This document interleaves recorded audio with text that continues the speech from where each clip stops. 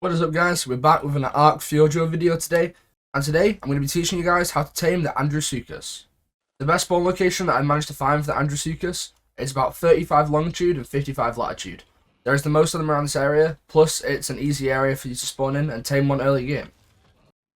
Okay, so we found the Andrewsarchus, or Andrewsarchus, whatever you want to call it, that's going to be our victim. So, what we need to do is we need to whack on the ghillie that we brought. This is basically if you can get close enough to it that it's seeing us. And then we need honey in our slot.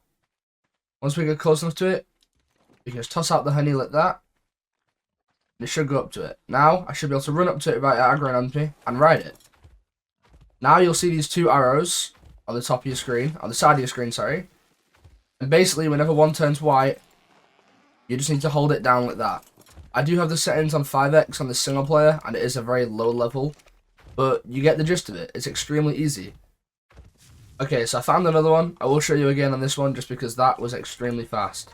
So we throw the honey out, it eats it, we get on its back, and we'll start to see the arrows. See, it says to the right, so we hold to the right on our keyboard. And that's basically how you tame it. Sometimes it'll be easier than others, and again, it was a very low level. But if you didn't see, there was a bar at the bottom of my screen. Basically, that bottom bar is like a knock bar. It will increase my effectiveness. However, if I do the arrows wrong too much, when that bar gets to full, the actual Andrewsarchus will buck me off its tame. But that's not a problem, because it won't aggro on you as long as it's eating the honey. So you can just run back up to it in a minute and start it again. So, now we have them tamed, I'll show you what they can do. So, they're not that fast, but they're decent. However, if you hold C, they have a charge effect.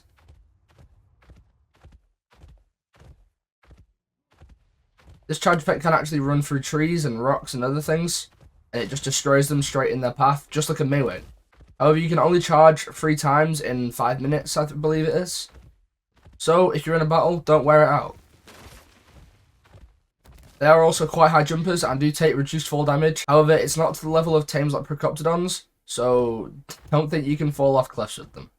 And I actually have just realised this, but they have a really cool skid mode, whereas if you're running one way and you want a quick turn, if I go like that, they skid around. That's actually not that useful for PvP, but it's just a really cool thing that they've added to it. And it's also pretty cool for PvE players. And then, last of all, for the facts without the saddle, they are pretty good swimmers. I just dive into the sea here, and I'll show you guys. They're actually not that slow in the water, especially if you level up movement speed. I imagine these guys could catch up to a player in the water quite easily to take them down. In terms of attacks, they do have the normal bite, which doesn't harvest berries, but I believe does harvest meat, which we'll check now. Yep, it does harvest meat, and they are meat eaters. And then it also has a back book, kind of like an Equus, where they can knock things out.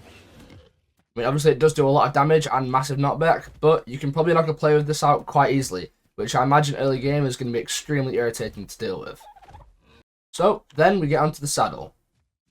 Saddle looks like this, and if you're going to use the saddle, you're also going to want some ARB, as these things are like walking turrets, just not as effective. So, we whack the saddle on there, along with some ARB, and now we've turned into a tank. How this thing walks around with this huge piece of metal on its back, I'm not quite sure. However, it doesn't have anything different to it with no saddle. It can still move as fast and jump as high. So, to enter the turret, you just tap T, and you're now in a walking turret where you can also not get shot. It is right click on the mouse, not left click like it is to fire your gun. And if you couldn't tell, the bullets do actually fire kind of slowly, but it's pretty cool. The fact that I can just snipe a Bronto from this far. Let's see how fast we can kill it. If it's going to come towards us. Oh, yeah, here it is. I mean, I don't imagine it's very good for PvP aspects where you're not going to be wanting to carry around 4 rows of ARB on you. But, yeah. It killed the Bronto pretty fast, but it's level 5 to be fair. However, if you can get good damage of these saddles, which I'm presuming you can by the fact it has a damage multiplier, these things are going to be busted. Because if you look at the difference of most saddles, like Danny saddles, compared to when they're prim and 300 damage, it's huge. Let's see how fast we can kill this dodo. So the turret is very precise, like it doesn't have any sway. Like, can I kill that from here? I can. It's just my bad aim. Yeah, it's a very precise turret to be fair. And tap T to come straight back out of it. The other thing with the saddle is when you go in the water, now if you hold C, you can just sink completely. It does it much faster than without a saddle, and I'm presuming that's because of the weight of the saddle. And this thing actually has very high oxygen. Like, it's barely going down. So this definitely works with water bases. You can swim into caves quite easily and then get back onto land. Does the turret work underwater? It does. That's actually pretty cool because no turret works underwater. That could be a game changer for certain caves if you can get good damage saddles to these things. However, I'm not trying to die to an alpha megalodon and a load of eels, so let's get out of here. It does eat your ARB though, I have noticed that. Apart from that, there's not much else to say. That was the guide on where to find Andrewsarchuses, how to tame them, and what they can do. And a Pego is now attacking me. Brilliant.